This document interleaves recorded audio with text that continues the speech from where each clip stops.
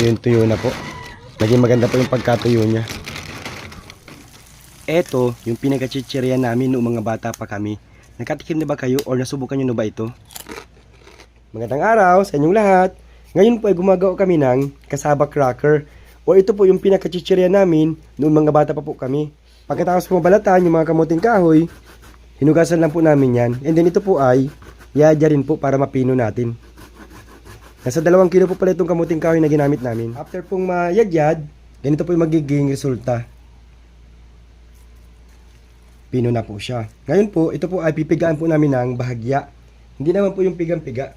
Para mabawasan lang po yung pait niya kung sakali may pait po yung ating kamuting kahoy. Pigaan lang po natin yan. Bahagyang piga lang po yung ginawa ko. Yan, okay na po yan.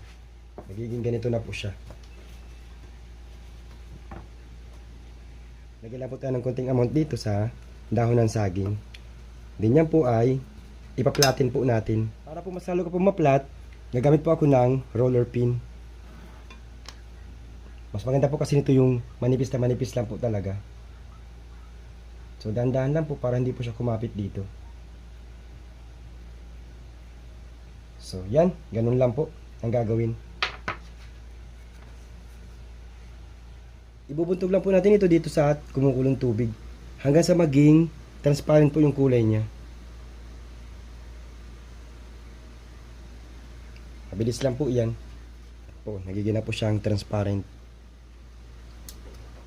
Kapag transparent na po lahat, okay na po yan. Ito po ay palamigin po muna natin. Ito na po yung mga naluto namin. Bali 8 po lahat yung naluto namin. So ito po, bukas po ng umaga, pagsikat po ng araw, ibibilad na po namin yan. So 1 day po muna ang initial na pagpatuyo nito. Ibilad ko lang po ito ngayon, maghapon, para matuyo po kaagad. Kalipas lang po ng isang araw na pagbilad, ready na po ito para putol-putulin o pera-perasuhin. Tanggalin lang po natin sa mga dahon.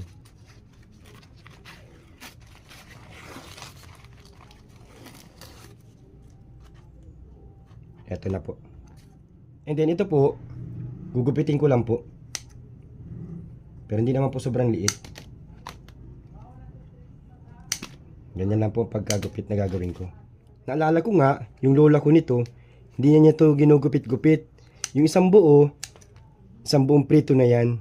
Hindi binibinta niya ng mamiso, ang isang buo noon, dun sa lugar namin. Pagkatapos po magupit-gupit, itutuloy ko na po ang pagbilad dito. Pagkalipas po ng 2 araw, tuyo na po. Naging maganda po yung pagkatuyo niya. Kainit na po ako ng mantika. Magprito na po tayo.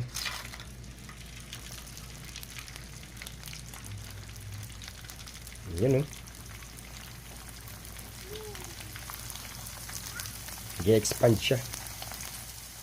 Kapag nagkulay brown na po, okay na po yan. Pangalawang salang po.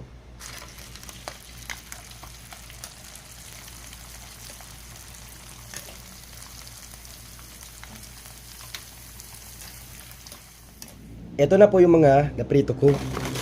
Lalagyan ko po ng flavor. Noon po, inaasukalan po namin ito. Pero ngayon po, syempre, may mga option na po tayo ng pang-flavor. Tulad nito po cheese. Lagyan natin ng konting cheese. And then, shake po natin paglagyan ng cheese. After po natin ma-shake, ready na po ang ating kasaba cracker. Simpleng meriendahan po. Ito na po.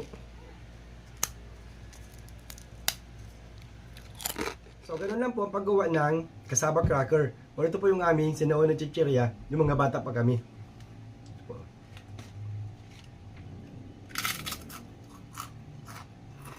Ito pong pinatuyo, taon po ang itatagal nito. Matagal po itong masira. Siyempre basta po maganda po yung paglalagay ninyo. Silyado po.